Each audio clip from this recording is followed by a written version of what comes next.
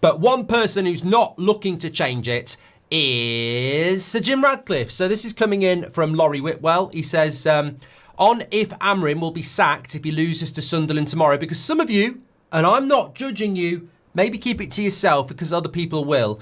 I think and know there are some out there that are basically thinking to themselves, if we're replacing Amorim if we lose to Sunderland, let's lose to Sunderland. I think that's what some people are saying, because it's that old short-term pain, long-term gain. And look, honestly, with Van Gaal, knowing how close we were to getting Mourinho, and knowing if we missed out on top four, he would lose his job, and we lost out on goal difference, and he still won the FA Cup, and he still got the sack.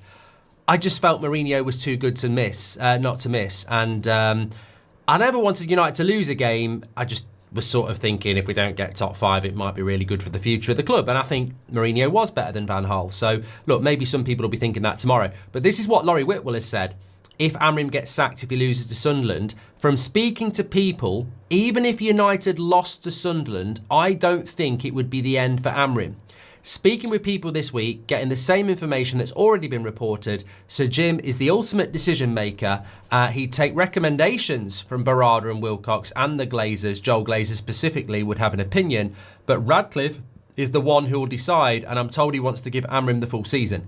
It's a new squad to a degree. It's the coach trying to get his methods across even more. We can debate if that's the right choice or not, but that's the current messaging from the very top with Sir Jim Ratcliffe. So that's coming in from Laurie Whitwell via The Athletic, that Sir Jim Ratcliffe is the ultimate decision maker, and he is not of a position to be sacking Amorim even if we lose to Sunderland tomorrow.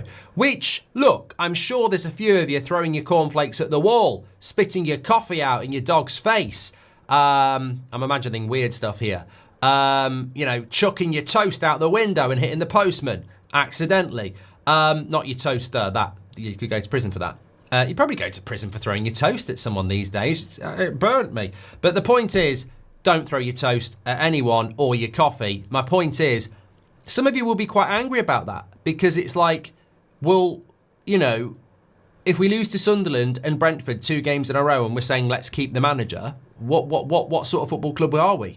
But I think it comes down to it comes down to personal preference. I mean, what's your reaction to that? Laurie Whitwell is not somebody who writes rubbish. He's well tapped into the club, especially when it's, briefs. That clearly is a brief from the club that Sir Jim Ratcliffe wants to keep Ruben Amorim. And there is a lot of successful businessmen are stubborn, and women. Women can be stubborn too, and businesswomen. But, Sir Jim Ratcliffe is a man. That's a fact. And he is a businessman. And they can be stubborn. And I think that despite the fact that Manchester United is our club, in effect, it's going to be one person's decision here. I don't trust his opinion. I don't trust this man's opinion at all. I have seen nothing in the kindest sense of the word to make me think he understands football. I don't think he understands football.